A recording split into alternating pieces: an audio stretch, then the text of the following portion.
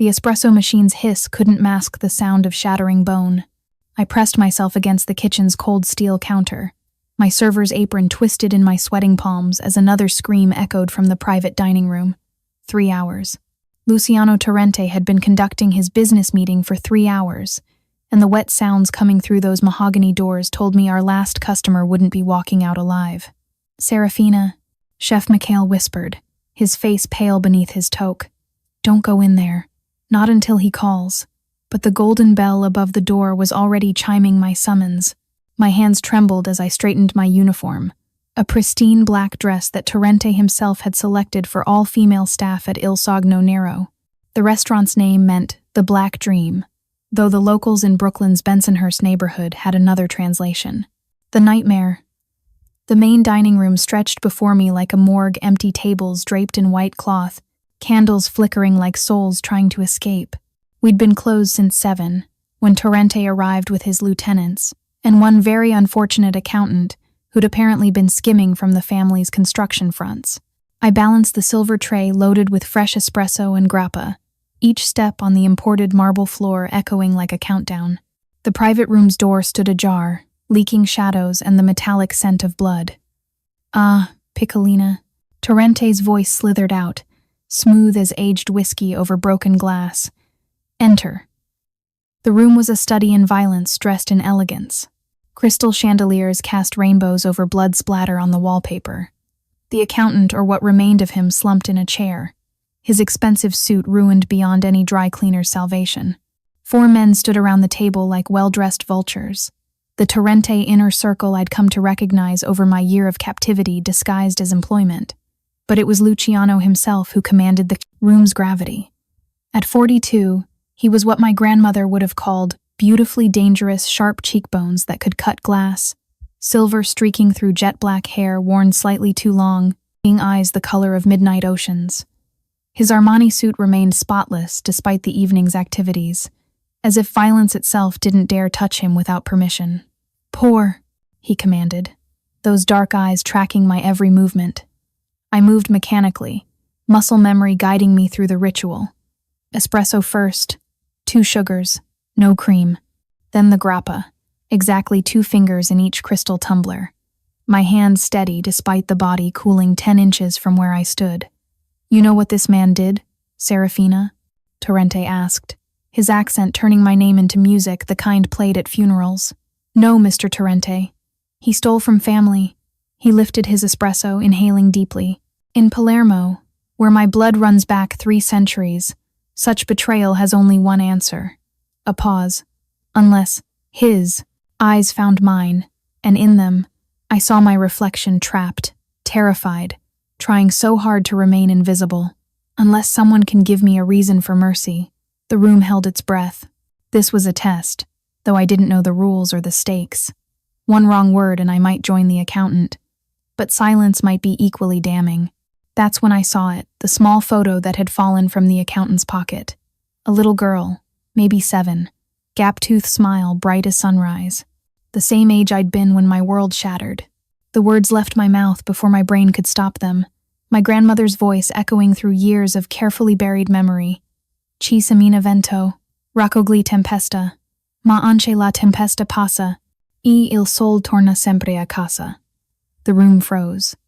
Torrente's espresso cup stopped halfway to his lips. His pupils dilated, not with rage but something else. Recognition? Fear? For 3 heartbeats, the most feared man in New York's underworld stared at me like I'd just pulled his soul from his chest and held it beating in my palm. "What did you say?" His voice came out strangled, foreign. I don't know. My grandmother used to. Your grandmother's name. Now. Benedetta Castiglione." The cup fell from his fingers, shattering against marble like promises breaking. Every man in the room reached for their weapons as the porcelain shards scattered across the floor. But Torrente raised one finger, barely a gesture, and they froze like trained dogs catching a scent. "Leave us," he said quietly. Too quietly. "Boss." Vincent Scarpa, his enforcer, hesitated. "The girl." I said leave. The tone brooked no argument. They filed out, dragging the accountant's body with practiced efficiency. leaving smears of crimson across the imported marble like a child's finger painting gone wrong. Vincent shot me a look that promised suffering if I harmed his boss, as if I, a 5'4" waitress with student loans and shaking hands, could threaten a man who'd ordered 17 deaths this year alone. The door clicked shut with the finality of a coffin lid. Torrente circled me slowly, a predator studying prey that had suddenly grown fangs. His cologne Tom Ford Oud wood. I'd learned to recognize it like a deer learns to recognize wolf scent mixed with the copper tang of blood. "Say it again," he commanded. "Ci semina vento." "No." He stopped directly in front of me, close enough that I could see gold flecks in those obsidian eyes. "Say it the way she said it, with the Castellamare accent." My throat constricted.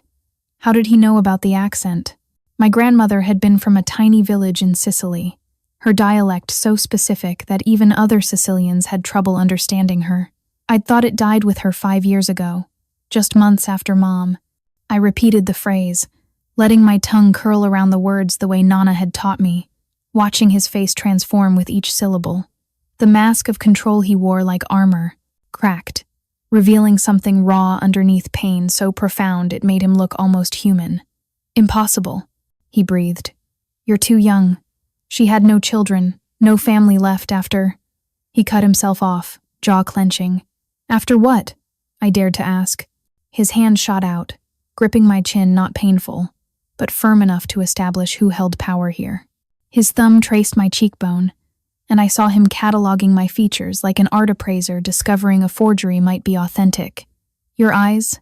he murmured. "Green with amber rings. The Castiglione eyes." "How do you know my grandmother?" A bitter laugh escaped him. "Know her? Child, He released me abruptly, stepping back as if I'd burned him. "What was your mother's name?" "Isabella. Isabella Castiglione. She died in a car accident 4 years ago. I was 18. Something shattered in his expression, not like the cup, sudden and sharp, but like watching ice crack slowly across a frozen lake, knowing the depths beneath could swallow you whole. "And your father?" "Never knew him. Mom said he died before I was born." Torrente turned away, facing the blood-stained wall as if it might offer absolution. His shoulders, those broad, powerful shoulders that carried an empire of violence, began to shake. Not with sobs, but with something worse. Silent laughter that sounded like grief. 22 years, he said to the wall. 22 years of searching, and you serve me coffee. God has a sense of humor darker than mine. Mr. Torrente, I don't understand. Stop. He spun back to face me, and now there was something desperate in his eyes. Stop calling me that. My name is Luciano. And you. He pulled something from his inner pocket, a photograph, aged and creased from years of handling. My breath caught. It showed a younger version of him, maybe 20, standing next to a woman who looked exactly like me. No, who looked like I would in a few years. The same unusual eyes, the same stubborn chin, the same way of tilting her head when smiling. "Isabella," I whispered. "Your mother," he confirmed. "My wife." The room spun. I gripped the table's edge, my mind racing through calculations that didn't add up. That's not possible. She would have told me. She thought I was dead. Had to think it, for both your safeties. His voice turned hard again, but this time the hardness was aimed inward. The Castellano family put out a hit. Isabella was supposed to be visiting her mother in Palermo when they torched our apartment. Instead, she was here, pregnant with you. I made her run, hide, become someone else. Told her I'd died in the fire. You're saying you're my father. The word seemed to physically pain him. See, Piccolina, the monster of Brooklyn is your father. The truth hung between us like a blade suspended on spider silk, delicate, deadly, and somehow making perfect sense of my entire broken life. "Get out," I whispered. Luciano, my father, God help me, blinked. "Serafina, get out." The scream tore from somewhere deep, 22 years of abandonment given voice. I grabbed the nearest object, a wine bottle worth more than my monthly rent, and hurled it at his head. He dodged with a fighter's grace, the Chateau Margaux exploding against the wall in a shower of glass and burgundy. 2 minutes, he said calmly, as if I hadn't just tried to brain him with a $3,000 bottle. Give me 2 minutes to explain, then you'll never have to see me again if that's what you choose. You had 22 years. I thought you were dead. The words came out raw, stripped of his usual control. Isabella was supposed to take you to her cousin in Portland. When I went looking after the war ended, I found graves. Isabella and infant daughter died in a car accident. I mourned you both for years before discovering the truth that she'd faked both your deaths, created new identities. My legs gave out, and I sank into a chair, carefully avoiding the blood pools from the accountant. When Mom got sick, really sick with cancer 4 years ago, she started rambling, said things about you being alive, about hiding from shadows. I thought it was the morphine talking. She kept you hidden well, too well. He moved closer, cautious as approaching a wounded animal. I've had men watching you for a year, since I discovered you were alive. Why do you think a restaurant like this hired a college dropout with minimal experience? Why do you think your mother's hospital bills were mysteriously covered by an insurance error? The pieces clicked with sickening clarity. Every stroke of luck, every door that opened, just when I needed it most. The mugging last month, I breathed. When those men tried to, they just stopped, said they'd made a mistake and ran. They didn't run, they were dealt with. His tone suggested dealt with meant something permanent and painful. Anyone who so much as makes you uncomfortable disappears, Piccolina. You've been under my protection whether you knew it or not. That's not protection, that's manipulation. It's both, he admitted without shame. I'm not a good man, Serafina. I'm not even trying to be. But I would burn this entire city to ash before I let anyone harm my daughter again. Again? I caught the word like a lifeline in churning waters. His jaw tightened. When you were 15, that teacher who gave you private tutoring. Mr. Morrison. Ice flooded my veins. I'd never told anyone about Morrison, about the way he'd looked at me, touched my shoulder too long, suggested meetings that felt wrong. I'd switched classes, and he'd suddenly resigned mid-semester. He's in the Hudson, Luciano said flatly. In pieces, after I personally explained why adults who prey on children forfeit their right to breathe. I should have been horrified. Should have run screaming from this revelation that my father was a murderer who'd been puppeteering my life from the shadows. Instead, I felt something worse, grateful, safe. Morrison had haunted my nightmares for years. Now I knew why he'd simply vanished. This is insane, I said weakly. This is family. Luciano pulled out another chair, sitting across from me like we were having a normal father-daughter chat, and not a conversation over blood-stained floors. The Torrente blood in your veins makes you royalty in certain circles, a target in others. I couldn't be your father, but I could be your guardian angel, even if that angel had fallen very, very far from grace. The door burst open. Vincent stumbled in, face white with panic. Boss, we have a problem. The Castellanos know she's here. They're coming. Luciano's expression turned lethal. How many? All of them. And Boss Enzo himself is leading them. How long? Luciano's voice could have frozen hellfire. 20 minutes, maybe less. Vincent's hands twitched toward his weapons. Someone leaked her location. Has to be inside. I know who. Luciano stood, and suddenly the room felt too small for the rage radiating from him. Caterina, my beloved cousin who's been feeding information to the Castellanos for months, thinking I hadn't noticed. He pulled out his phone, fingers flying across the screen. Marco, evacuate the restaurant. Full protocol. Yes, everyone out except... His eyes found mine. Except family. Family. The word sat like acid on my tongue. Why do the Castellanos want me dead? I demanded. I didn't even know you existed until 10 minutes ago. Because of what you are, what you represent. He moved to the window, peering through the bulletproof glass at the street below. 23 years ago, I was supposed to marry Alessandra Castellano, unite our families, and end a blood feud that started when Mussolini was still in power. Instead, I met your mother, and chose love over peace. The words came out more bitter than I intended. I chose happiness over strategy. The Castellanos considered it an unforgivable insult.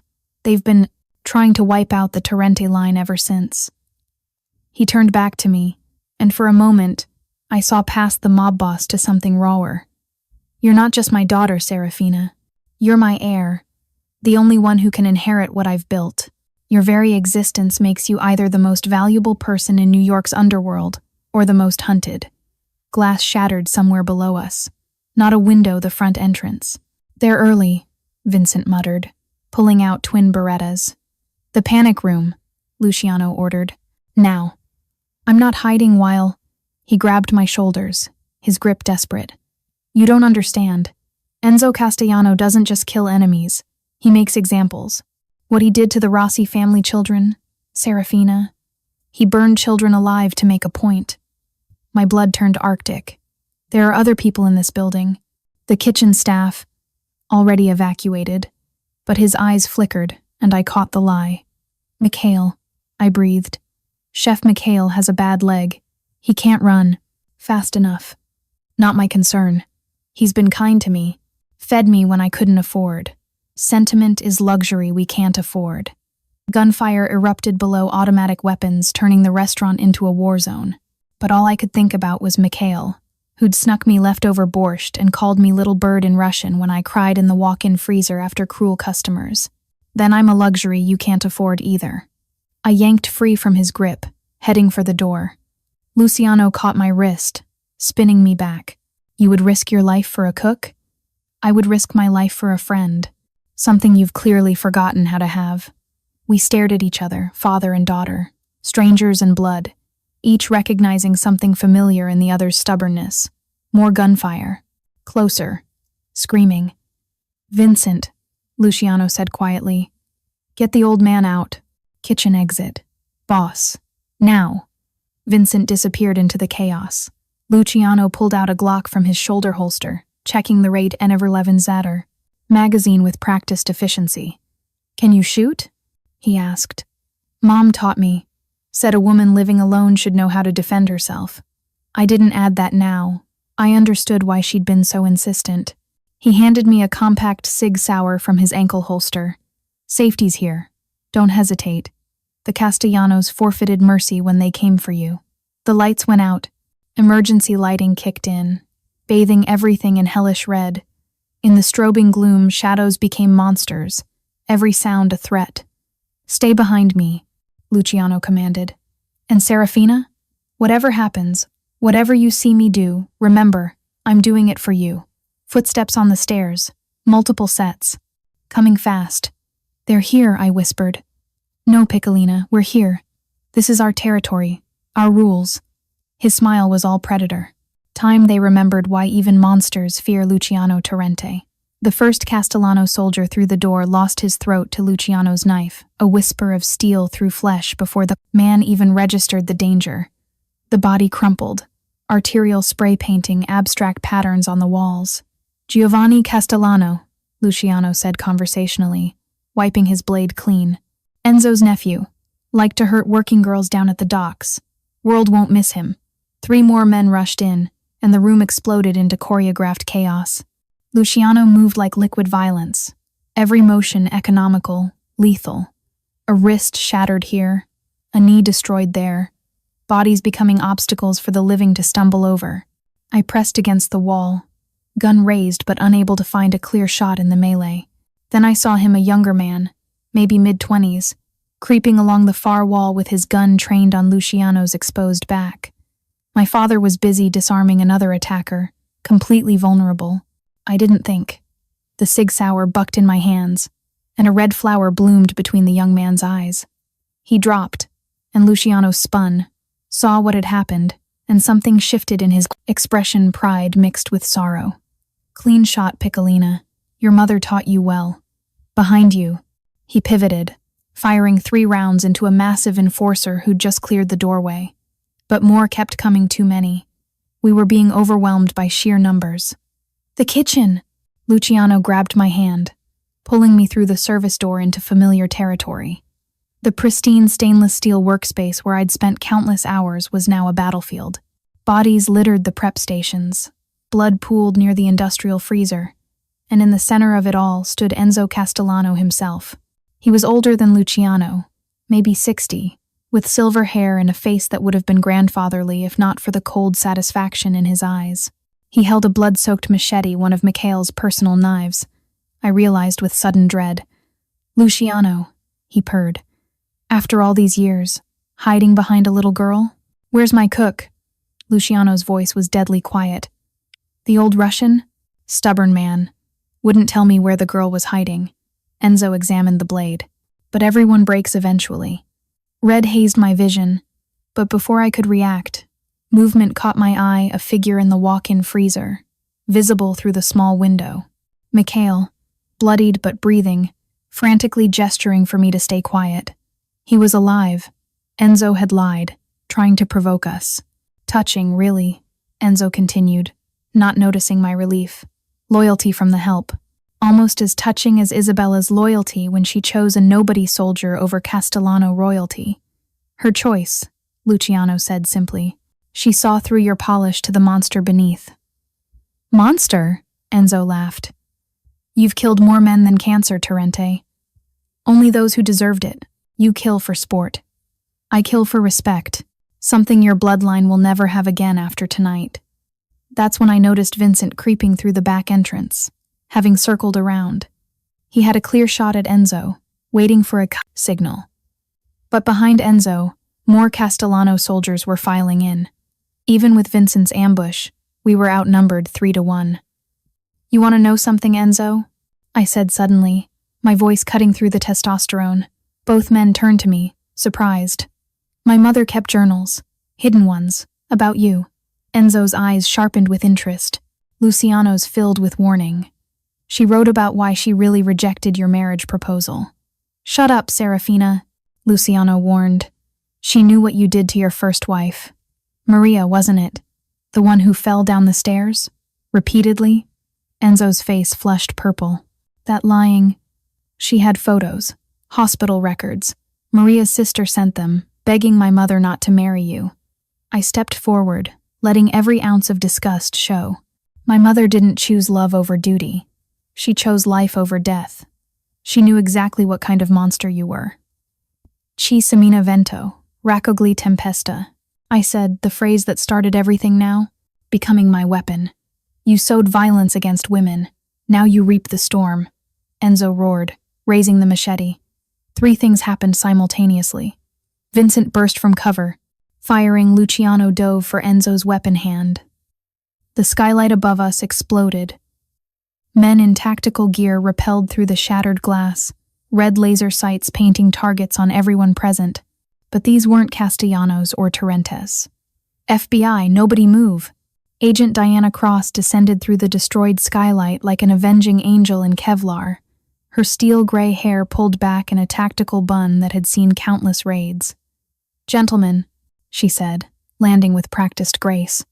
"And lady, what a delightful family reunion. Federal agents have no jurisdiction here," Enzo snarled, still pinned beneath Luciano. "This is a private dispute. In a restaurant that serves interstate commerce, where we've been tracking a human trafficking ring for 18 months. Cross smiled, the kind that made sharks nervous. "Hello again, Luciano. You're looking well for a dead man." My father went rigid. "Diana." "Oh, you two know each other?" Enzo laughed bitterly. "Let me guess another of your whores, Torrente." Cross moved so fast I barely saw it, her boot connecting with Enzo's jaw with a satisfying crack. "Special Agent Diana Cross, FBI Organized Crime Division, and Mr. Torrente's former handler when he was working undercover for us." The room went silent except for the sound of my world crumbling. "Again, undercover?" I breathed. Luciano closed his eyes. "Serafina?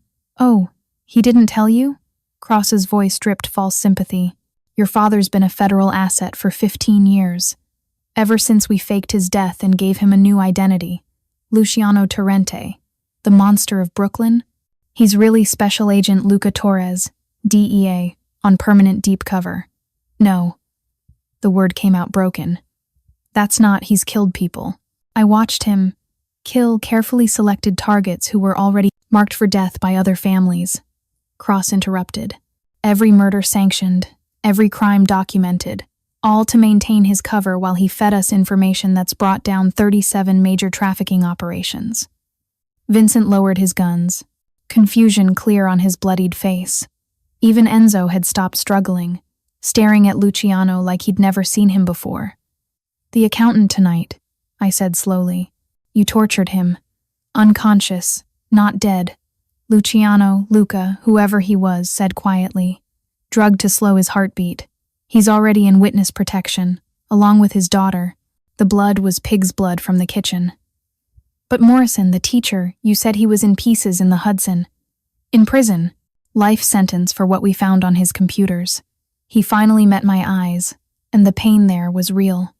I've never lied about protecting you, Serafina, just about the methods. This is impossible," Enzo spat. "The Torrente Empire, all carefully constructed by the Justice Department," Cross said. "Though I'll admit, Luca went a bit method with the role. Actually falling in love with Isabella Castiglione wasn't part of the plan." "She knew?" I asked. "Never. It was the one real thing in 23 years of lies." Luca's voice broke slightly.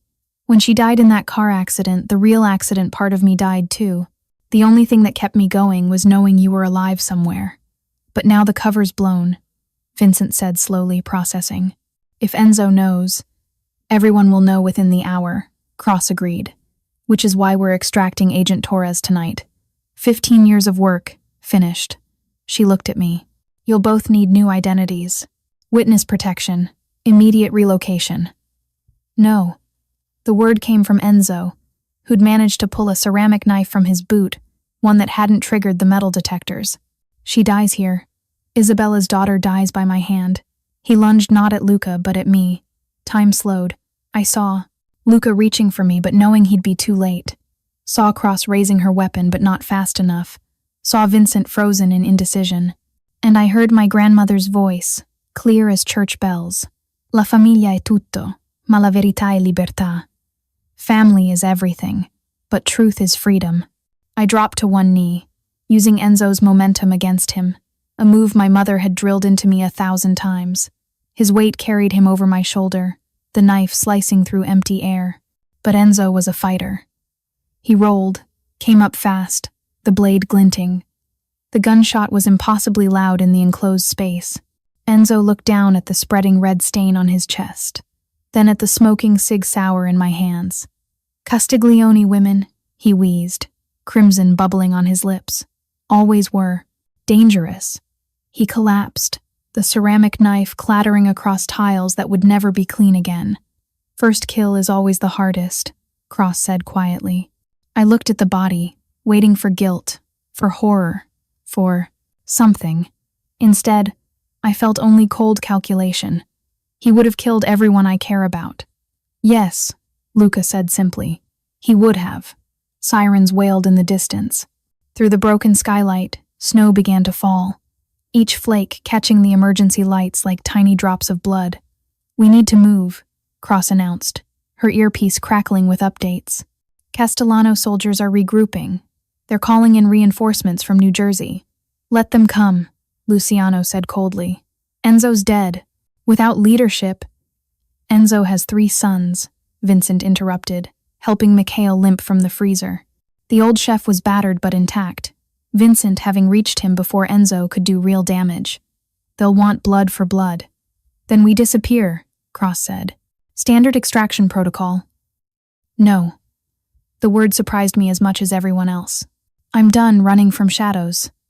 "Serafina," Luca started, but I cut him off. "You've been playing this game for 15 years. Mom hid for 22. Our whole family history is just running, hiding, lying." I looked at the blood on my hands, Enzo's blood, and made a decision. What if we ended it? All of it? "How?" Cross asked, genuinely curious. "You said the FBI has been tracking trafficking rings. Enzo ran the largest network on the East Coast, right?" I waited for her nod. "His sons will fight each other for control. The organization will fragment. Perfect time to take them all down." "It's too dangerous," Luca protested. "Everything about my life has been dangerous. I just didn't know it." I turned to Cross. "You need someone inside. Someone with a legitimate claim to power.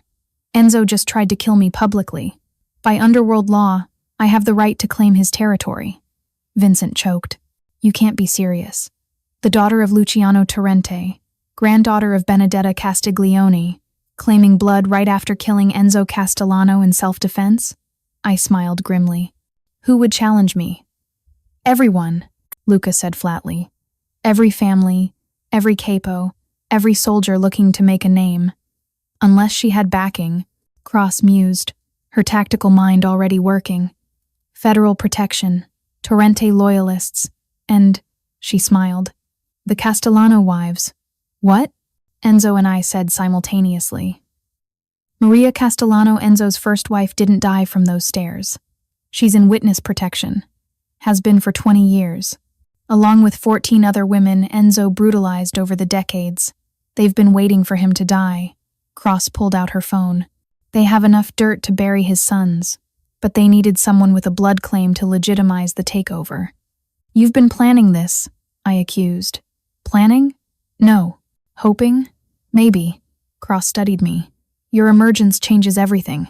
You're the perfect candidate, connected but not corrupted. Strong enough to kill when necessary, but not a killer by nature. More sirens. Closer now. Decide quickly, Vincent urged. We have maybe 3 minutes. Before, the kitchen door exploded inward.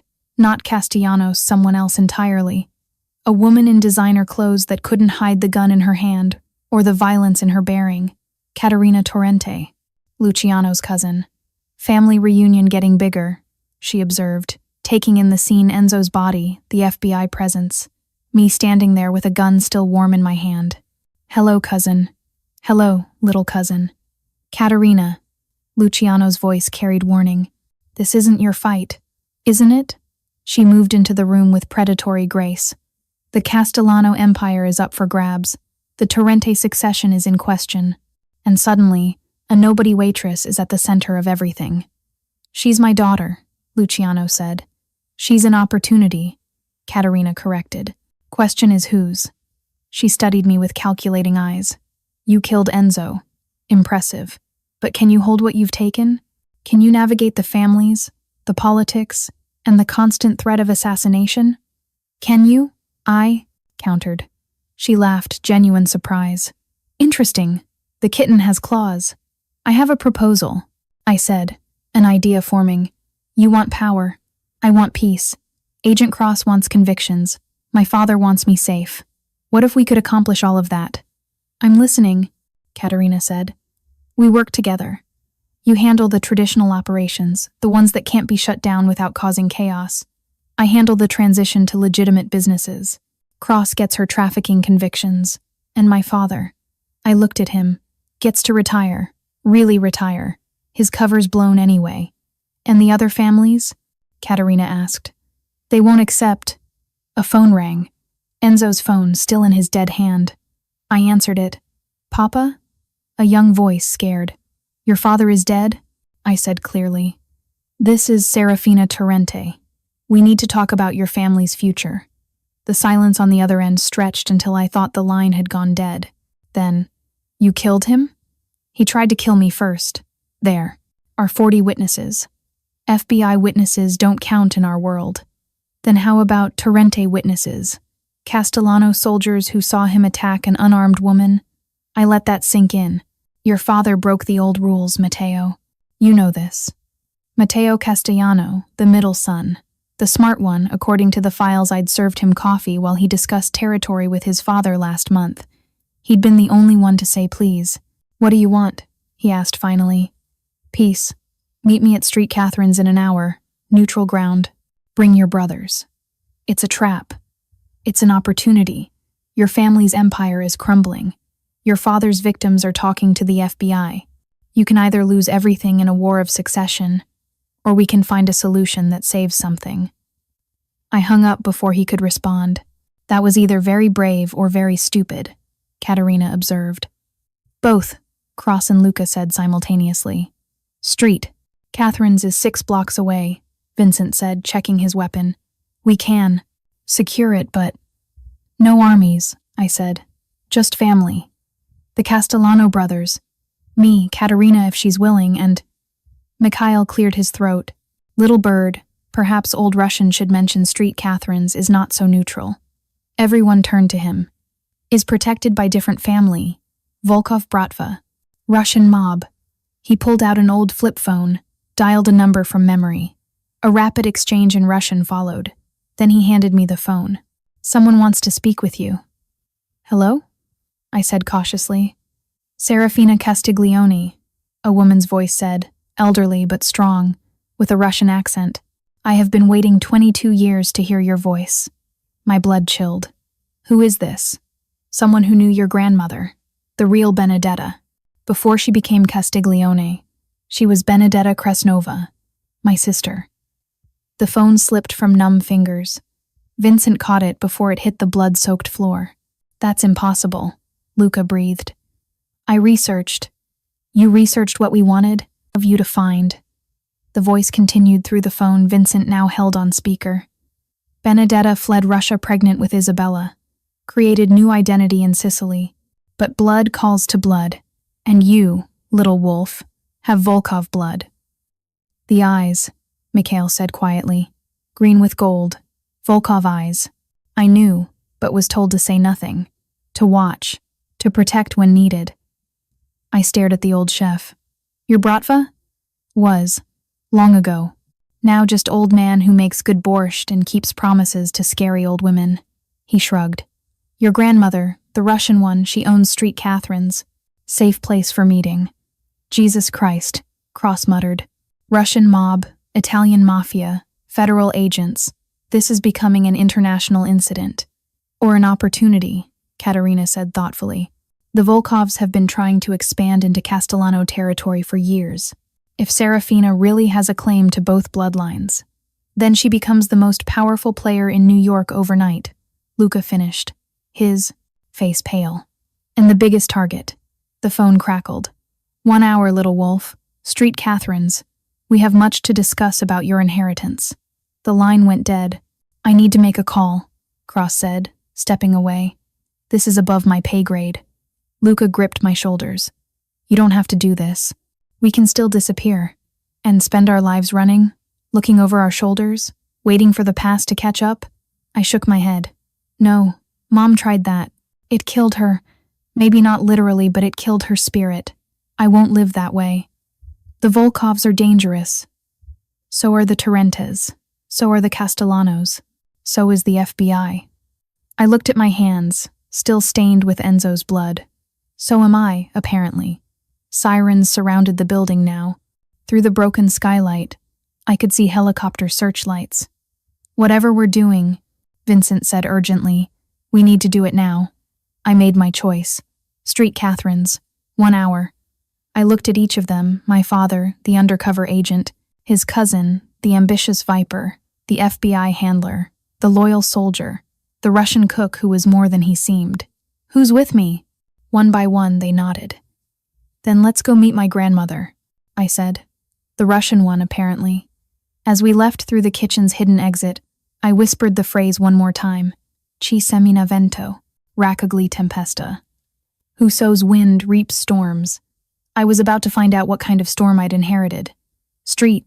Catherine stood like a medieval fortress in the heart of Brooklyn, its stone walls bearing witness to a century of prayers and blood. At 2 a.m., it should have been locked tight. Instead, candlelight flickered through stained glass windows, and men in expensive suits stood guard at every entrance. Volkov soldiers, Vincent muttered.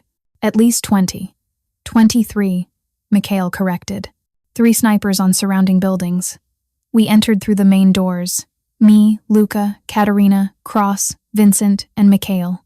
The Castellano brothers were already there, sitting in a front pew like mourners at their own funeral. Matteo, the middle son, looked up as we approached. His brothers Paolo the eldest and Sal the youngest flanked him like mismatched bookends. You killed our father, Paolo said flatly. Your father killed my parents, I replied. Are we keeping score, or are we solving problems? Before he could answer, a side door opened. The woman who entered made everyone in the room tense. Elizaveta Volkov moved like winter itself, slow, inevitable, deadly. 73 years old, silver hair in an elegant bun, wearing a black dress that belonged in a museum. But it was her eyes that stopped my heart, green with gold rings. My eyes. My mother's eyes. "Serafina," she said in accented English. "My granddaughter." "That's not possible," I managed. "Your mother never told you about her mother's past? How disappointing." Elizaveta settled into a pew like a queen taking her throne.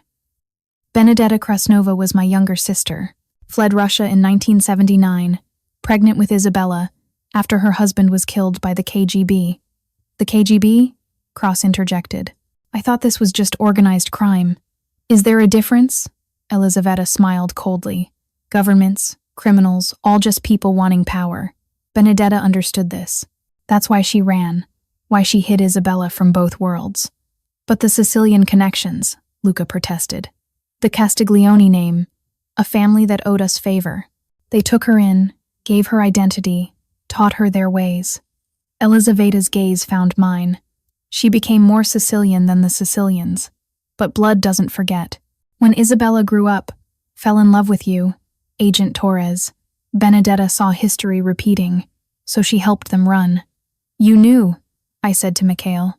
"This whole time." He shrugged. "Was asked to watch, to protect. Old debts, little bird." "Enough history," Matteo Castellano interrupted. "What do you want?" I stood, moving to the altar where generations had made vows. "I want the killing to stop, the trafficking to end, the families to survive but evolve." Paulo laughed harshly. "Evolve? We're predators. We don't evolve." "Dinosaurs said the same thing," Katerina observed. "Look how that worked out." "Here's my offer," I continued. "The Castellano family keeps their legitimate businesses, construction, shipping, unions. The illegal operations get dismantled over 6 months, with FBI immunity for cooperation." "Impossible," Sal protested. "Or inevitable," Cross said, speaking up. "We have enough evidence to destroy you all. This is mercy disguised as negotiation." "And the Torrente territory?" Katerina asked. "Shared management. You run the traditional operations that can't disappear: overnight protection, gambling, and the old neighborhood structures. But we transition to legitimate fronts." "And the Volkovs?" Elizaveta asked, amused. "Stay in Brighton Beach, but with open borders for business. Real business, not blood business." "You're naive, Paulo," said. "I'm practical. The old ways are dying. The FBI has surveillance on every phone. Cryptocurrency makes money laundering harder. Forensics makes murder riskier." I looked at each of them. "We can die with the old ways or live with the new ones." "And if we refuse?" Matteo asked. I pulled out Enzo's phone, showing them the recording I'd made of their father's final moments. "Then this goes viral. The great Enzo Castellano, beaten by a waitress, dying like a common thug. Your family's reputation dies with him." The church fell silent except for candle flames flickering. "You're just like your mother," Elizaveta said finally. Isabella could see angles others missed. Find third options when everyone else saw only 2. "So?" I asked the room. "Do we have a deal?" One by one they nodded. Even Paulo, though it looked physically painful. "Then let's begin," I said, "with the truth. All of it. Every secret, every connection, every hidden player. Because in the end, that's what power really was: not violence or money, but information. And I was about to become very, very powerful." "Before we continue," Elizaveta said, rising with surprising grace, "there's someone else who needs to be here." The church's main doors opened. A figure entered, silhouetted by streetlight, tall, lean, moving with familiar, predatory grace. As he stepped into the candlelight, Luca went rigid beside me. "Hello, brother," the man said. "Dante Torres, Luca's partner from his DEA days, supposedly killed in a cartel raid 5 years ago. The same sharp features as Luca, but younger, hungrier. A scar ran from temple to jaw, and his eyes held the kind of emptiness that came from seeing too much. "You're dead," Luca breathed. "I saw your body." "You saw what the CIA wanted you to see." Dante moved down the aisle like he owned it. They needed someone completely off the grid to handle their darker operations. Dead men make the best Black Ops agents.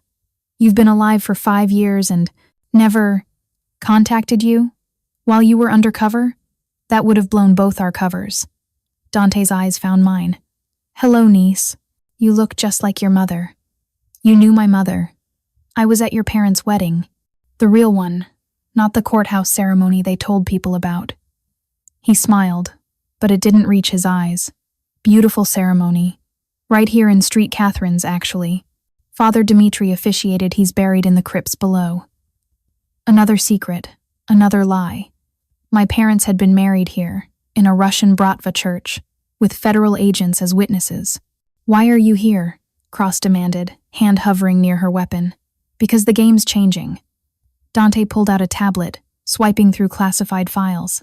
The Castellano power vacuum has attracted attention. The cartels are moving in from the south, the triads from the west, the Albanian crews from the Bronx. Everyone smells blood in the water. So? Paulo Castellano challenged. We've fought wars before. Not like this. Dante turned the tablet toward us. Surveillance photos, shipping manifests, bank records. They're not coming to fight. They're coming to feast. In 48 hours, New York becomes a battleground unless... Unless what? I asked, though I already knew. Unless someone unites the families. Someone with connections to all sides. Someone who just proved she could kill when necessary but prefers negotiation. His smile turned predatory. Congratulations, Serafina. You're everyone's last hope. This is insane, I said. This is opportunity, Elizaveta corrected. The federation model you proposed, it could work citywide. The 5 families become one council.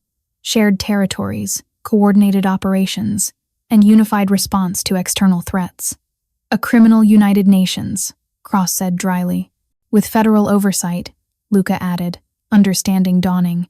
Official corruption, becoming controlled corruption. The government would never, I started. The government already has.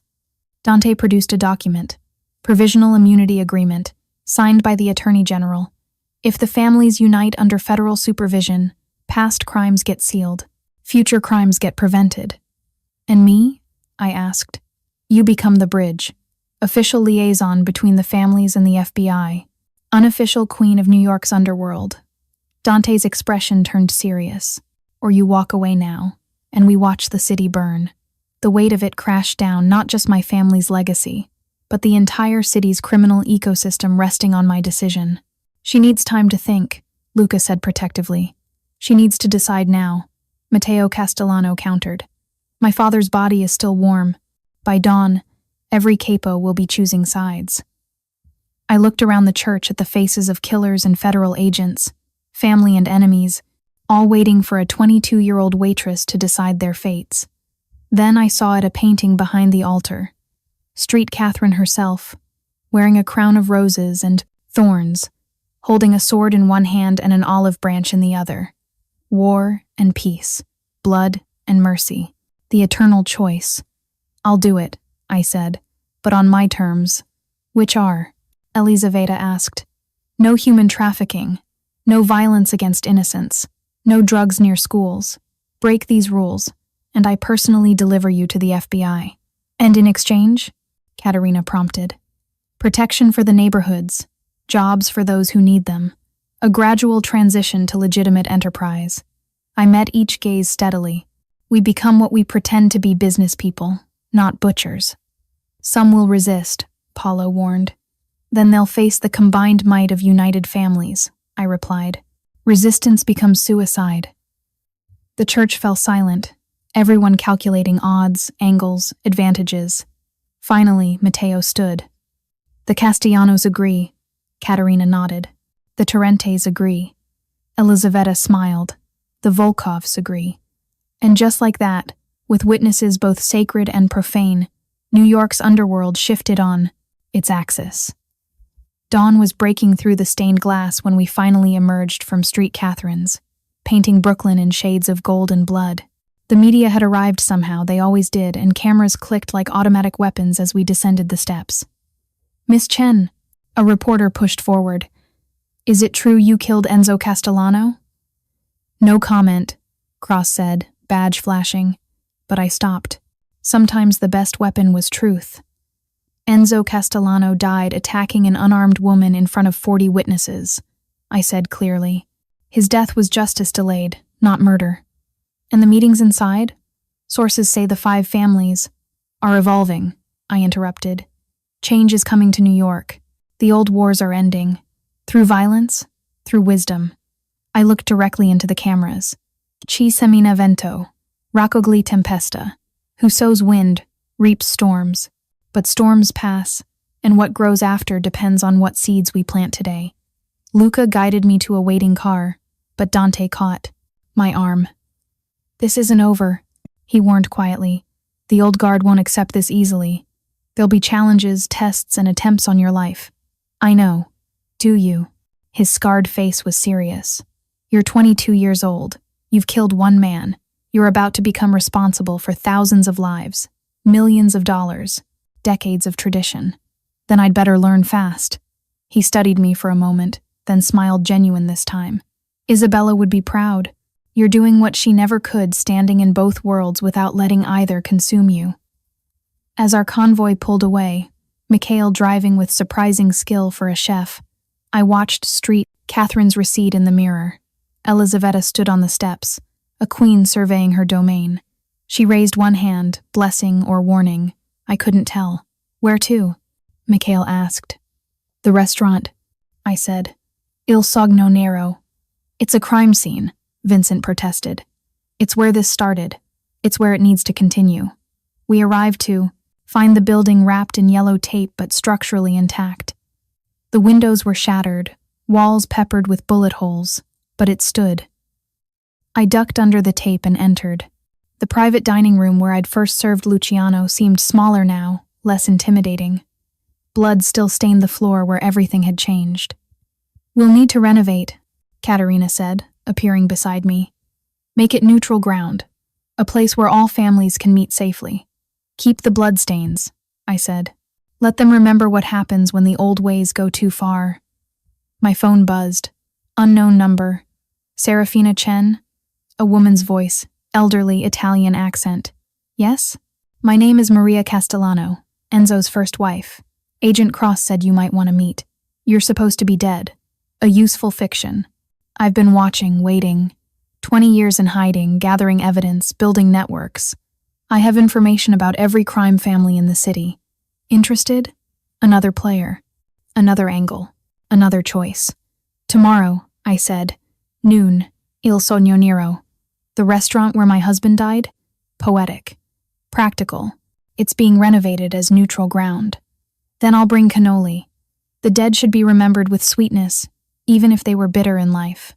As I hung up, Luca approached. You're really doing this? Building a criminal confederation? I'm building a bridge, I corrected, between what was and what could be. And if you fall, then I fall, but at least I tried to fly. He pulled me into an embrace, and for a moment, I was just a daughter being held by her father. Ti amo, piccolina, he whispered. I love you too, Dad. The word felt strange but right, like everything else in my new life. 6 months. Later, Il Sogno Nero's grand reopening drew everyone criminals in designer suits, federal agents pretending to be civilians, reporters hunting for stories, and locals who just wanted good Italian food without the side of violence. I stood where I'd once served espresso to monsters, now serving compromise to former enemies. The bloodstains remained, sealed under clear resin, a reminder set in stone and polymer. The Albanians agreed to the terms, Katerina reported, elegant in Valentino. That's everyone. Not everyone, Cross corrected, joining us with champagne. The old guard in Sicily is watching. The cartels are probing for weakness. This peace is fragile. All peace is, I replied. That's what makes it precious. Through the restored windows, I could see Mikhail in the kitchen, teaching young ex-gang members to cook his new program for kids aging out of the life. Vincent stood by the door, my security chief, but also my friend. Elizaveta held court at a corner table, playing chess with Matteo Castellano, teaching strategy through captured pawns. Your mother would be proud, Luca said, approaching with Dante. The brothers had reconciled, after a fashion black ops and undercover agents finding common ground in protecting me. She'd be terrified, I corrected, but maybe proud too. A young waitress, Maria, hired last week, nervous on her first big night, dropped a tray. The crash of breaking porcelain silenced the room. Everyone turned, memories of another dropped tray, another night, another life. Maria stood frozen, terrified, waiting for violence. I walked over, helped her clean up. "It's okay," I said loud enough for everyone to hear. "Accidents happen. No one dies for dropping dishes anymore." Nervous laughter rippled through the room, the old ways breaking like the porcelain at our feet. Later, as the evening wound down, I stood in the private dining room where Enzo had died. The painting I'd commissioned hung on the wall, a butterfly emerging from a storm, wings spread wide, neither predator nor prey but something altogether different. Paolo Castellano appeared beside me. "You know this won't last. Someone will challenge you. Someone always does." "Let them come," I said. "I'm not the scared waitress anymore." "No," he agreed. "You're something far more dangerous." "Which is?" "Hope." He raised his glass. "To Serafina Torrente Chen Volkov, the woman who united the families."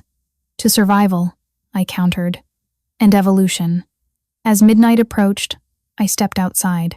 Snow was falling again, covering Brooklyn in pristine white. 6 months ago, I'd been nobody. Now I was everybody's something: bridge, threat, promise, leader. My phone buzzed. The mayor's office. Another negotiation, another compromise, another step toward something better than what we'd inherited.